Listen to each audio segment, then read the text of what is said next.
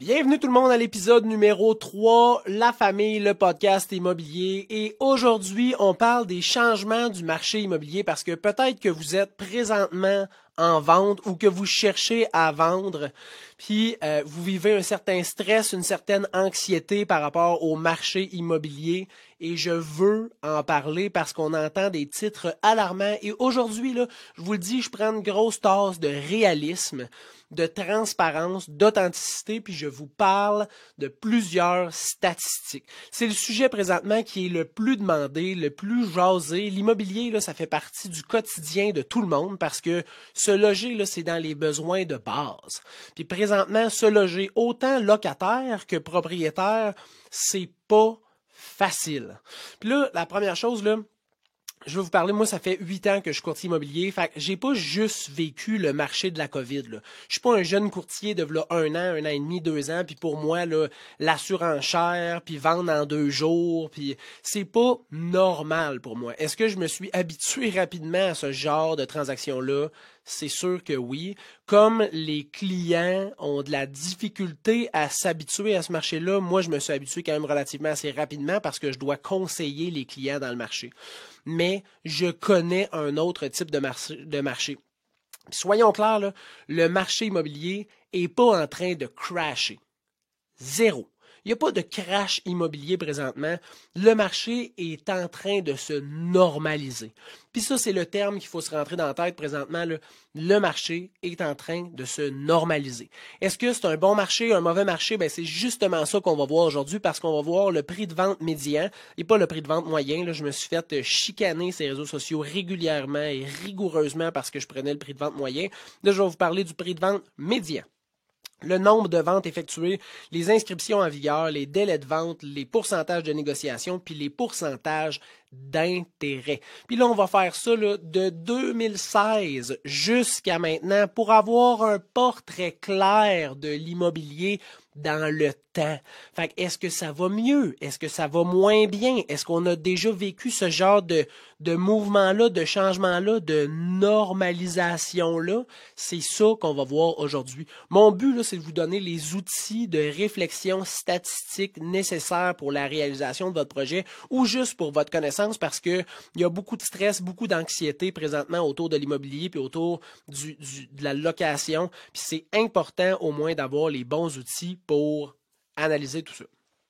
Premièrement, on va voir le prix de vente médian de 2016 à 2022 pour toute l'Estrie. Je n'ai pas fait le Québec, j'ai fait l'Estrie parce que c'est un secteur qui me touche. Je suis là, j'œuvre dans le marché de l'Estrie à 90% de mes transactions. Fait que j'ai décidé de prendre le marché de l'Estrie, qui est quand même relativement assez grand, là, en kilomètres carrés, c'est un grand secteur.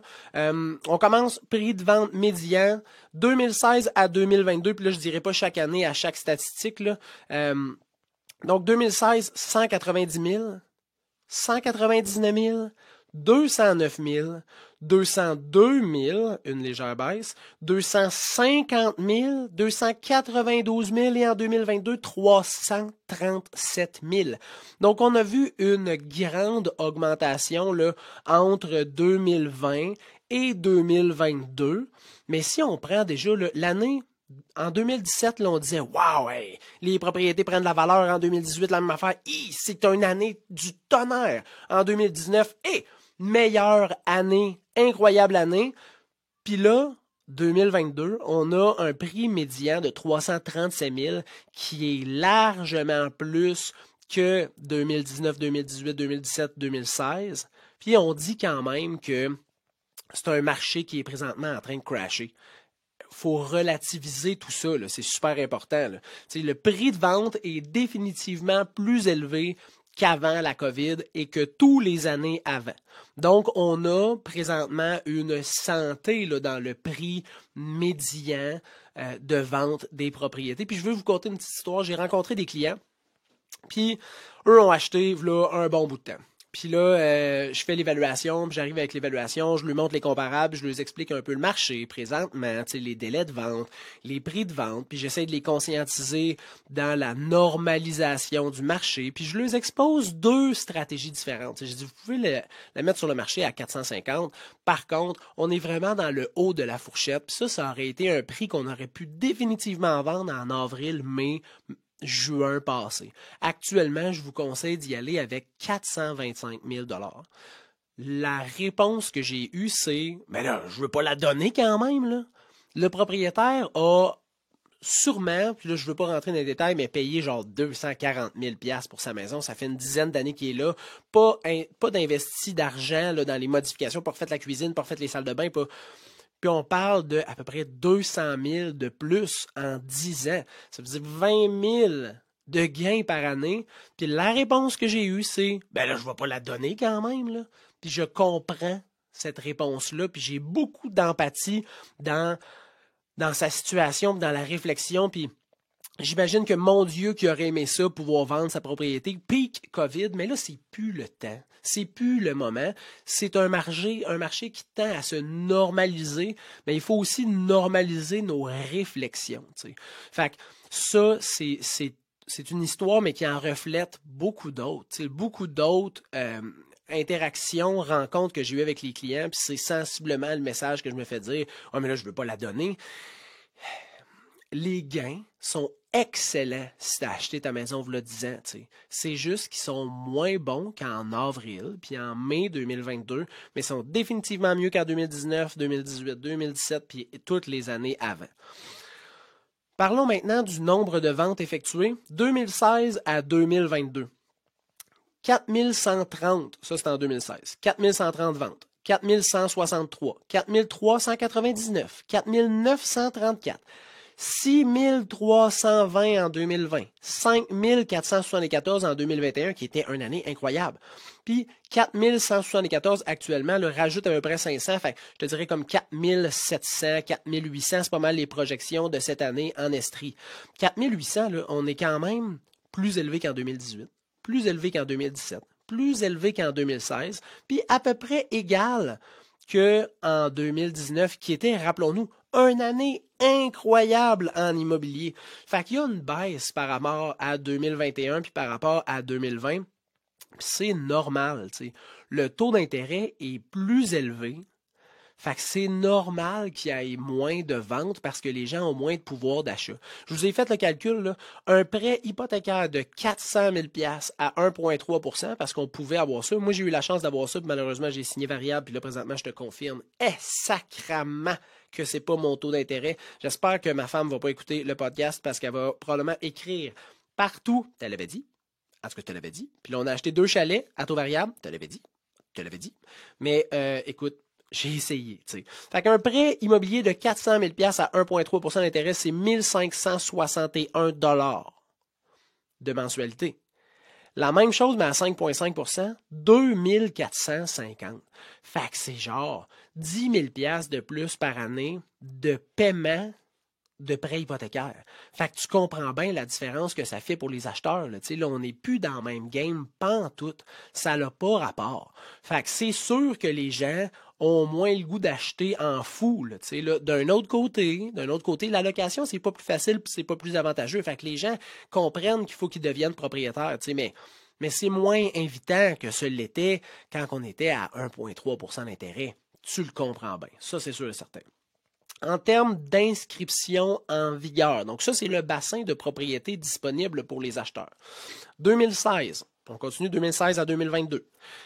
4 940, 4 356, 3 762, 3 216, 1500, 1013, puis 1539 cette année.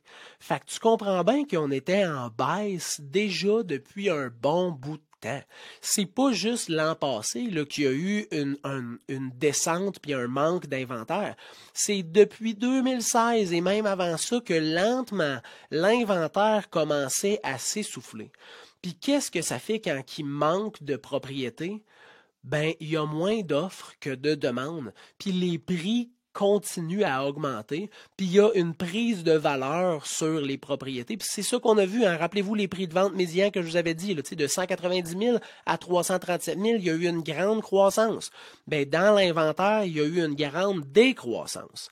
Puis là, présentement, l'inventaire est lentement en train de se regarnir, mais on parle de 1539 propriétés disponibles versus 4900 en 2016. Tu comprends bien qu'il en manque encore. Là, c'est sûr et certain. Fait, est-ce qu'on est dans un marché équilibré? Non. Mais est-ce qu'on tend à normaliser les transactions de plus en plus? Oui, définitivement. En termes de délai de vente moyen, on part toujours de 2016 jusqu'à 2022. 451 jours, 451 jours, shit, ça prend 1 an et quart vendre une maison. Je recommence. 151 jours, 148 jours, 143 jours, 129 jours, 112 jours, 53 jours et 42 jours. C'est définitivement plus rapide vendre une propriété parce qu'il y en a moins sur le marché, puis qu'il y a tout de même beaucoup d'acheteurs. C'est toujours l'offre et la demande. Les gens, des fois, ils disent « Ouais, c'est les courtiers qui créent ça. » Les courtiers créent rien pantoute. Les courtiers s'adaptent puis essayent d'aider le propriétaire puis l'acheteur à réaliser le plein potentiel de leur transaction dans le marché dans lequel présentement ils sont. Mais le courtier immobilier, c'est pas lui qui fait de la magie puis qui décide le marché, comment il va aller. Lui, il s'adapte puis il donne les outils nécessaires pour réussir les projets immobiliers. Fait qu'on voit que c'est définitivement plus rapide de vendre une propriété présentement. Puis tu vois, ça suit le nombre d'inscriptions. À moins qu'il y ait d'inscriptions en vigueur, plus le délai est rapide parce qu'il n'y a pas beaucoup d'offres pour le nombre de demandes. Puis ça, ben, ça fait aussi une croissance au niveau du prix vendu. Il y a toute une corrélation dans ces statistiques-là, mais tu ne peux pas juste en analyser une. Tu dois analyser toutes les statistiques pour avoir un portrait clair. Puis c'est ça que je fais aujourd'hui avec vous de 2016 à 2022 sur le plus de statistiques possible pour vous donner les outils d'analyse et de réflexion nécessaires pour que vous puissiez voir qu'on n'est pas dans un crash immobilier, on est dans un marché qui tend à se normaliser. Puis c'est à prévoir les augmentations de délai là, parce que lentement, l'inventaire commence à revenir. Fait que s'il y a plus d'inventaire, il y a plus de choix. Le taux d'intérêt est relativement assez haut. Fait que ça diminue le potentiel d'acheteur. Fait que là, il commence à avoir un petit peu moins de demandes, un petit peu plus d'offres. Fait que les délais vont s'allonger naturellement. Fait que si vous êtes sur le bord de mettre votre propriété en vente, de rencontrer un courtier, si vous êtes déjà en vente, ça fait 1 mois, 2 mois, comprenez ce changement-là, cette normalisation-là qui lentement prend place dans le marché actuel. Puis c'est normal que votre courtier vous en a pas parlé v'là 1 mois, v'là 2 mois, parce qu'on n'était pas nécessairement aussi avancé dans ce processus de normalisation. Mais ça, c'est important de le comprendre. C'est pas le courtier qui fait mal sa job, c'est pas le professionnel, c'est pas le marketing derrière ça, c'est le marché qui tend à se normaliser. Fait que ça, c'est important de le comprendre, tu sais, là. Puis dans les mois futurs, ça ne prendra pas nécessairement 6 jours. Puis tu peux vendre en 6 jours, je te le dis. Je te donne le plan de match, tu peux vendre en 6 jours, là, mais à un prix qui est statistiquement réaliste, puis qui est alléchant, avec une propriété qui est bien préparée dans un secteur qui est en demande, tu vends encore en 6 jours. Mais mets une propriété dans le haut de la fourchette de l'évaluation, prends les comparables des derniers mois, je t'assure que ça va prendre plus de temps, malheureusement, c'est sûr, parce que le marché est en train de shifter, puis il est en train de se normaliser. En termes de pourcentage de négociation moyen, puis ça, c'est une statistique qui m'a frappé, là. On part de 2016, puis on s'en vient à 2022. Check bien ça. 93%, 94%, 94%, 95%, 97%, 100%, puis 100%. Quand je dis 93%, ça veut dire qu'il y avait en moyenne 7% de négociation entre le prix vendu puis le prix affiché au départ. Fait, ou de négociation ou de baisse de prix. Fait, en 2016, là, tu pouvais penser acheter une propriété, mettons, 279 000 s'il était affiché à 300 000. Tandis que cette année, une propriété qui est affichée à 300 000, la moyenne, là, la statistique, là, c'est qu'elle va sortir à 300 000. Ça, là, c'est présentement en train de lentement changer où ça va changer dans les prochains mois parce que les propriétés qui sont affichées sur le marché au mauvais prix sont pas encore vendues, affectent pas encore cette statistique-là, mais vont devoir baisser de prix pour se vendre. Donc, le prix là, affiché puis le prix vendu va être différent. Puis ça va venir baisser le pourcentage de prix de vente versus le prix affiché, donc augmenter là, la stat du pourcentage de négociation des acheteurs contre les vendeurs. Puis ça, c'est important de le comprendre, c'est important de s'y attendre, c'est un scénario qui va arriver. Fait que si vous êtes vendeur ou que vous êtes acheteur, comprenez cette statistique-là. C'est une statistique qui lentement... Est-ce qu'on va revenir à 93%? Vraiment pas tout de suite, là. Mais est-ce qu'on va aller chercher 1%, 2% en moyenne? Probablement. Je voulais vous faire aussi un petit topo sur le taux directeur au fil des années pour qu'on puisse regarder un peu là, à quoi ça ressemblait. Puis là, on va partir de plus loin, on va partir de 2007. Okay? Puis là, on va voir que le taux était quand même, on va pas dire historiquement bas, mais était réellement bas. En 2007, le taux directeur 4,25%. Puis là, je suis pas un professionnel de l'hypothèque, absolument pas. C'est pas mon rôle, c'est pas mes compétences. Je suis allé sur Internet, je suis allé chercher le plus d'informations possible, puis je vous rapporte ça dans cette capsule-là, dans ce podcast-là, pour venir appuyer un peu les analyses que j'en fais. 2007, taux directeur 4,25%. 2008, 1,5%. 2009, 0,25%. 2010, 0,5%. 2015, 0,75%. 2017, 1%. 2018, 1,75%. 2020, 0,25%. Puis 2022, 3,75%. Ça, de mémoire, je pense que la compilation a arrêté en octobre sur le site où j'ai regardé ça. Donc, le pouvoir d'achat actuellement est moins fort qu'il était l'an passé puis l'autre année d'avant. Fait que c'est normal que si le pouvoir d'achat est moins grand, les acheteurs se bousculent moins à la porte pour venir visiter, pour venir acheter, pour tout court devenir passer de locataire à propriétaire. Fait que ça affecte le marché. Ça affecte le nombre de ventes en diminution. Ça affecte aussi le prix de vente qui risque éventuellement de probablement prendre un peu de recul. Ça affecte le nombre d'inscriptions en vigueur parce qu'il y a des propriétés qui restent sur le marché plus longtemps. Ça va affecter le délai de vente parce que ça va prendre plus longtemps pour vendre une propriété. Pas démesurément plus longtemps. Vraiment, probablement plus rapide que 2016, 2017, 2018, 2019, mais peut-être un petit peu plus de temps que cette année, là, 2022, puis que 2021. Ça risque de revenir un petit peu plus à la norme. On parle de normalisation. Hein? Puis le pourcentage de négociation risque d'être peut-être un peu plus grand parce que les gens vont regarder le paiement puis vont faire avec les rénaux qu'on a besoin de faire, on aurait besoin d'aller chercher en négociation sur le prix affiché. T'sais, on aurait besoin de temps pour refaire la cuisine ou pour ci ou pour ça ou pour refaire la toiture parce que la toiture est due. Fait que ça sera plus juste on s'en sac, on va le mettre après réno puis on va le mettre par-dessus la maison. Non.